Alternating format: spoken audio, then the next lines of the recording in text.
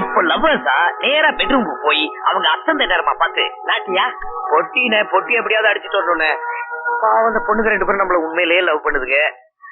அதுங்களை ஏமாத்துறமோன்னு ஒரு ஃபீலிங்மா. நம்மளும் சேர்ந்து லவ் பண்ணுவோம். நமக்கு தான் 1 கோடி ரூபாய் கிடைக்க போகுது. அவங்க அந்தஸ்துக்கு ஈக்குவல் ஆகிடுவோம். அவங்க அப்ப கிட்டே போய் பொண்ணு கேட்போம். அப்புறம் இந்த பாட்டு வாத்தியாரு இந்தி வாத்தியாரு இந்த கிழமை மேசெல்லாம் தாங்க முடியல. அதுக்கு இன்னைக்கே குட் பை சொல்லுவோம். எப்படின்னு அதுக்கு நிறைய ஐடியா வச்சிருக்கேன். நாங்க கை கழுவும் போது யோசிச்சு பார்த்தோம், எங்க ஐடியாவை மாத்திக்கிட்டோம். ஐடியா மாறுற வரைக்கும் அவ்வளவு நேரம் ஏமா கையை கழுவிட்டு இருந்தீங்க? பக்கத்துல இருக்கிற செவத்துல தொடச்சு வந்துருக்காமல. நீங்க சும்மா இருங்க சார். எங்க அப்பாவுக்கு இந்த காதல்னாலே பிடிக்காது.